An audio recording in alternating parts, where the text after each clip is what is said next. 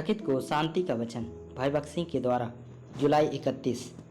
क्योंकि यहोवा का अंश उसकी प्रजा है, याकूब उसका नापा हुआ निज भाग है। व्यवस्था विवरण 32 अध्याय का 9 पद।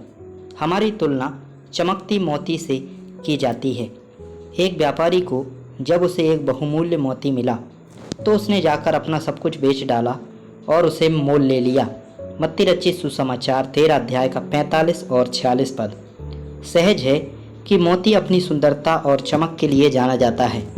हमें यह विश्वास करना होगा कि भले ही हम इस संसार में मूर्ख और निर्बल हैं, लेकिन परमेश्वर की दृष्टि में हम बहुत सुंदर हैं, अमूल्य और अनमोल हैं।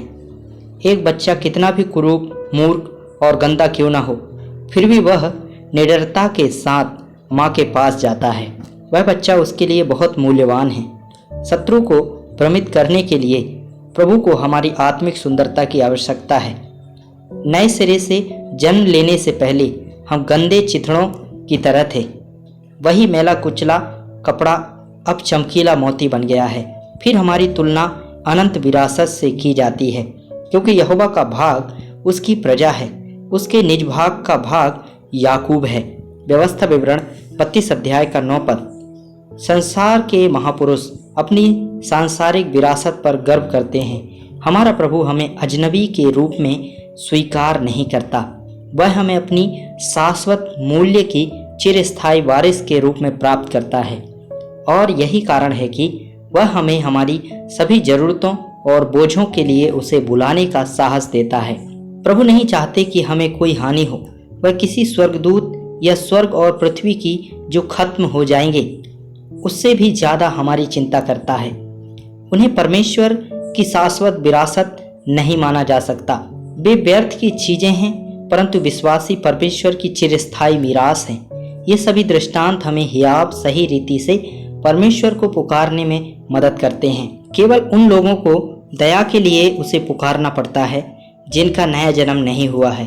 परमेश्वर दयालु है और वह सभी का स्वागत करता है और उन्हें तृप्त करता है। पर तुम एक चुना हुआ वंश और राजपदधारी याजकों का समाज और पवित्र लोग और परमेश्वर की निज प्रजा हो, इसलिए कि जिसने तुम्हें अंधकार में से अपनी अद्भुत ज्योति में बुलाया है उसके गुण प्रकट करो। पहला पत्रस 2 अध्याय 9 पद। हम एक चुनी हुई पीढ़ी हैं। इसका मतलब है कि हमें परमेश्वर ने एक बहुत ऊंचे और बड़े उद्देश्य के लिए चुना है जो हमारी समझ से परे है। आकाश में तारे बहुत सुंदर और गौरवशाली हैं, लेकिन वे विश्वासियों की तरह परमेश्वर की महिमा और महानता नहीं दिखा सकते हैं। परमेश्वर की विविध बुद्धि और महिमा केवल उसकी चुनी हुई पीढ़ी द्वारा ही दिखाई जा सकती है। हम एक शाही पुरोहित वर्ग हैं। हम पुजारी और राजा दोनों हैं। राजाओं और पुजारियों के रूप में हमारे पास दृढ़ विश्वास के साथ उनकी उपस्थिति में जाने का साहस है। आत्मिक लोगों के रूप में हमारे पास उसकी महिमा दिखाने का अद्भुत अवसर है। छोटी छोटी बातों में भी परमेश्वर अपने अनुग्रह दिखाते हैं। वह चाहता है कि हम छोटी छोटी बातों के लिए भी उसकी प्रशंसा करें।